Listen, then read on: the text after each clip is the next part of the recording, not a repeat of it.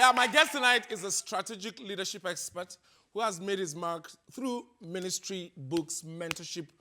Need I say more? Ladies and gentlemen, please join me. Welcome, Dr. Sam Adeyemi in the building. You're welcome, sir. Thank you very much. Yeah. Thank you. Thank you. Yeah, you can feel the excitement in the building. We are so happy to have you today. We are glad you are our first clergyman on the show, and we are going to mine all the possibilities today. Congratulations, first of all, on your recent, do I say, elevation or transmission, or I don't know what word is the word in vogue now for those kind of things. Recently, you were made a doctor of strategic leadership in faraway USA. Congratulations. Thank you very much. We are very happy and we are proud of your accomplishments. Thank you. Yes. I haven't said that. Why this migration from, because I know these days people prefer to call you the strategic expert, leadership expert, than not pastor anymore. I mean, why this change? Well, we're all created to evolve.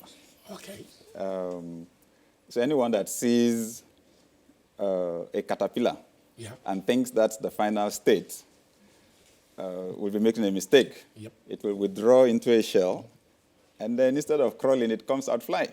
Wow. So the point is, the pastoring thing has always been there. This other leadership thing has always been there. Yeah. 1995, I started Success Power on radio, teaching people principles for success in a non-religious format on Ray Power then, okay, even before we started the church. Wow. Okay, it's just that over time, I slowed down that other aspect, even though the broadcasts were still running. Faced the church, the church is big now. So we started from the leadership, went to the pastoring, now we are back at a greater level of the leadership again. Well, so both of them are there.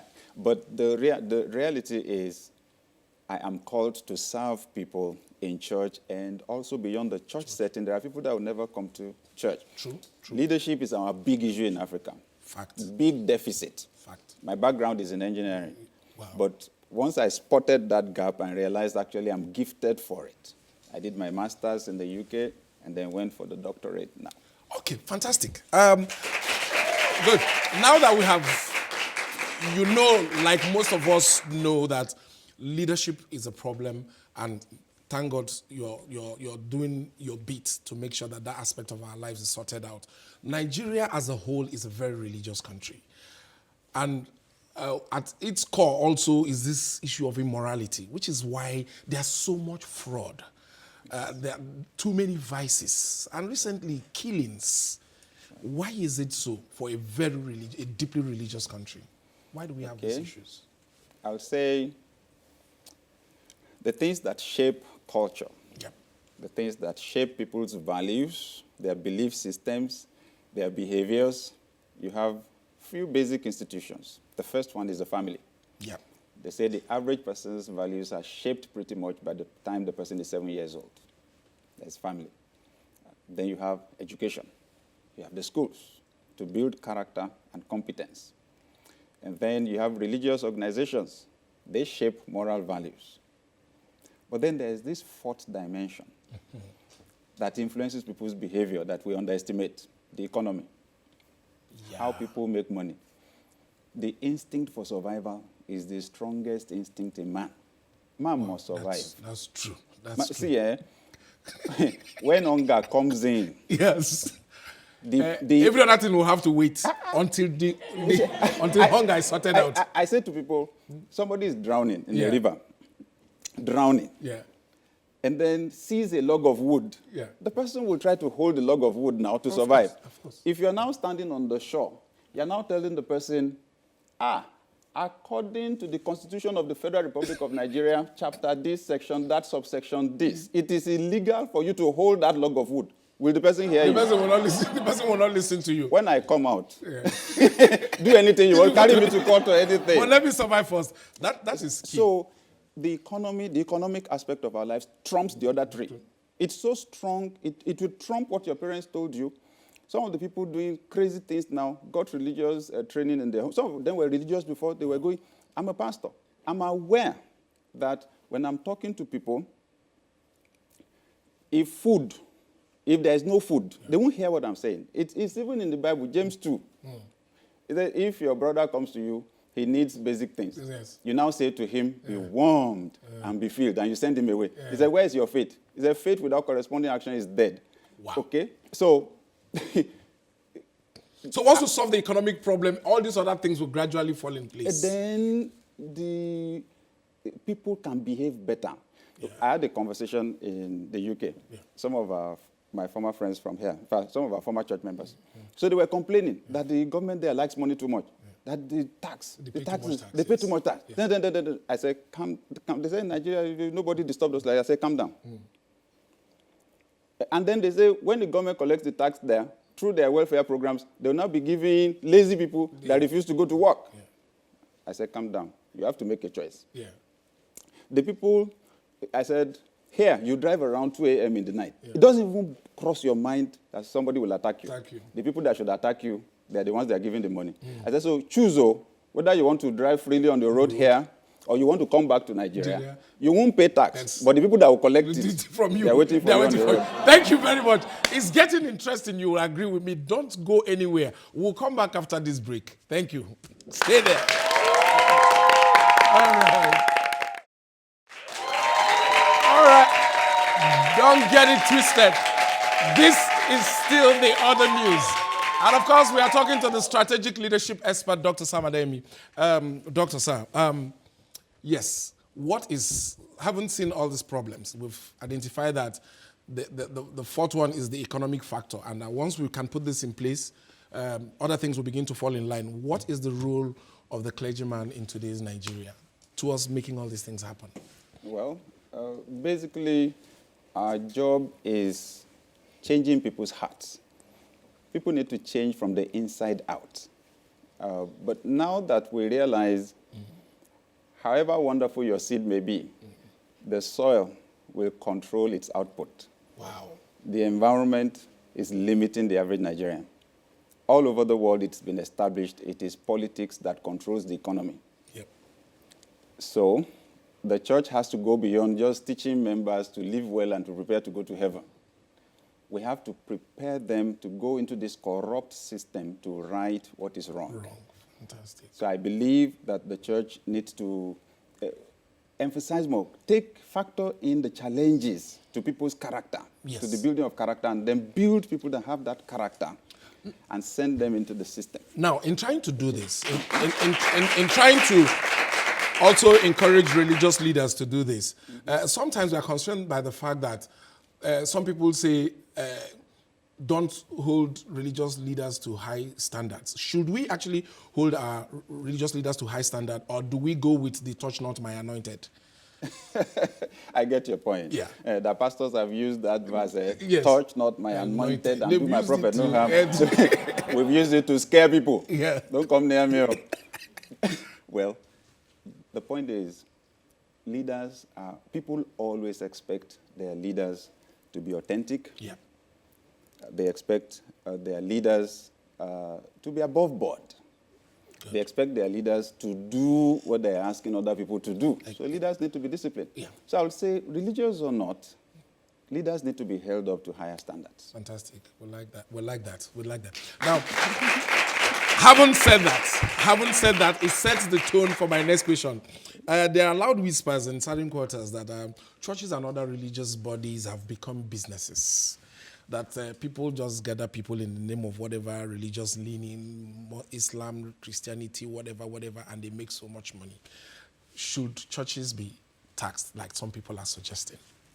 Oh, well, first of all, I don't know why people expect churches to be run differently from other organizations. Churches are organizations. You collect people together. They need to have structure. They need to have systems. They employ people. Okay? What people have not defined clearly is the fact that you've had better managers coming into the pastoring job. Yeah. You have PhD holders in mathematics. True. You have scientists with PhD. My background is in engineering. There's no way it won't influence the way I pastor our church. Our church is highly organized, highly structured. Okay, good. So we manage the resources. And when you manage resources well, you get more. What we do with the resources, I think that's the one people are not quite aware of. Yeah, so can you clear the air? For example, some years back, several years ago, there was this bomb blast at Ikeja cantonment. The bombs destroyed some of the schools there. Our church rebuilt 4 schools that were completely destroyed. We rebuilt from foundation up. The 5th one, it was only the shell that was left. We repaired it. It cost us 249-point-something million naira to build one church. Wow. Nobody will talk about that. We didn't hear. Okay.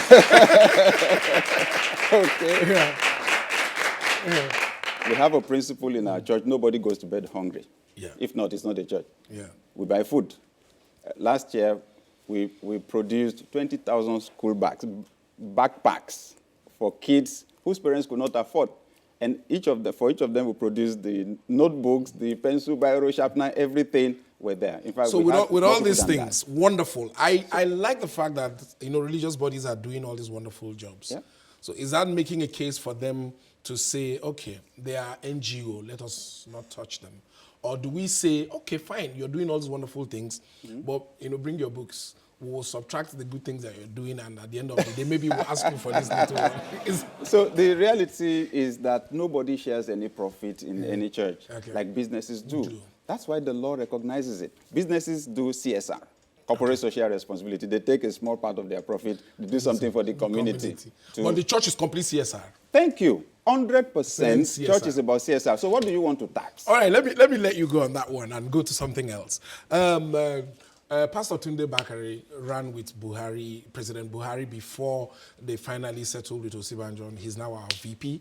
Now another young man is running. Fela Durotoye is also a man of God, and he's running. Is this the era of political evangelism? Are the pastors suddenly, have they decided, or the clergymen, have they decided it's now time for us to embrace politics? Yes. Yeah, and if so, what's your take? Oh, well, we're getting the revelation. We've not fully gotten, but we are getting it, that there's a political dimension to Jesus. Wow. Yeah. See? Break it down, sir. Okay. When Jesus was born, yeah, the wise men got to King Herod. Yeah. If they had said, angels appeared to us, they told us that a prophet has been born, Herod would not have bothered. They said, the angels told us that a king is born. Which is political. It's political. That's a political title. King is not a religious title. There's a political dimension to Jesus. When Jesus was tried, Pilate said, tell me, are you the king of the Jews? Which is also political. Political. And when they killed him, they wrote on his cross, King of the Jews. He was killed more for political reasons than for religious reasons. So there's a political dimension to Jesus. Nobody that truly cares for human beings, that loves human beings, will sit down and watch people use political power to destroy people's lives. I want to agree with you. Totally. And that takes me to a statement credited to you recently, asking people, saying that it is not just enough for you to get your PVC and votes, that the way to political change now will be Christians taking membership of political parties and actually belonging, so that we can bring that change, because that change has constantly eluded us. Exactly. See, I've been passionate about Nigeria changing since I was a teenager, because my dad had books, on the coup, the first coup, the second coup, and all of that. So as I read the issues, I saw the injustices, the unfairness, the inequities. I became passionate about Nigeria. In fact, I thought of joining the military, since they were the ones that were ruling Nigeria then and so on. But I've matured. My point now is, each time we have an election, our hopes are raised. Yeah. After the elections, the hopes are dashed, and then we should stop. We need to stop that cycle. Yeah. Now, we're emphasizing, get your PVC, get your personal voting card. So after you've collected the card, you get to the place where you want to vote. All the people there, nobody is talking about development. Yeah. Nobody is describing how to make it happen. And you were not even part of selecting any one of them. You weren't part of the whole deal. Everything was finished from the party. So I said, look, we're still spectators in this whole scenario. We're staying at the end of the process. Yeah. If we really want to create political change, and Nigerians need to take this seriously, This is about our children and our grandchildren. The president, our current president, he was president 33 years ago. Yeah. The problems he was confronting then are the same problems he's solving now, after 33 years. So I want to warn the person that is 20 years old or 30 years old. In your 50s and 60s, You will still meet this the Nigeria will still be like this. Wow. Or even worse, if we need to change the strategy. They say if you are doing something repeatedly and you expect a different result, it's one of the definitions of craze or madness. So we need to change this. So that's why I'm asking, let's move into the political Let's parties. change strategy. Yeah, let's Everybody move go into and become a member of a political party. Become member of a political party and let's change the system from there. Yeah, I want to agree totally. I like... Okay, good. You are a mentor of men. A lot of men see you as their mentor. And from statistics we gathered, you have a high percentage of men in your ministry. What has been this strategy? What has been this approach? Because we know in most religious congregations, you have more women than men. What have you been doing right that is attracting more men to you? Okay, thank you. You're right. In most religious organizations, you have more women than men. We shifted it because we wanted the men. So we had to find out what was important to them. Men want you to make sense. They don't want you to just pull wool over their eyes and make everything mysterious. So there's a mysterious dimension to God, but there's also a rational dimension to God. Yeah. So we just try to find the balance. So we teach what we call how-to messages, not just ought-to messages. Yeah. If you say, for example, thou shalt not commit adultery, that's what the Bible says. Adultery is wrong, fornication is wrong. They know already. What each person is trying to deal with is the how. So, Pastor, how now? We go straight to the how. 2, they don't want you wasting their time. Our services are short and sharp. If we say we're starting 7, we start 7, even if it's only one person that is there. Okay? So those 2 main things, and making sense. And men generally, they're entrepreneurs, they're managers in their offices. So they don't only listen to what you are preaching, they look at how you run your system. So the men tell me that how we run the church also speaks to them. Fine. Now that you're a doctor in strategic leadership, that calling, is it going to take you to politics? Are we looking at you someday saying, okay, here I am, send me as well, politically? I haven't seen that. The next phase that I see clearly is that I'm functioning in the business sector. I'm coaching business executives and coaching executives in government too. But while you're doing the coaching, if we call you to come and do a bit of the political aspect, would you answer? I will tell you what every politician in Nigeria tells you. I will pray. And hear what God will tell me. If God tells you. Thank you so very much, sir. It's been amazing discussing with you. I wish time would just permit us to go on and on. Thank you. We'll do it again some other time. Wow, what an interview. What an interview. Too many things to ask, but time is not our friend on the show. But we keep watching. Don't even do it.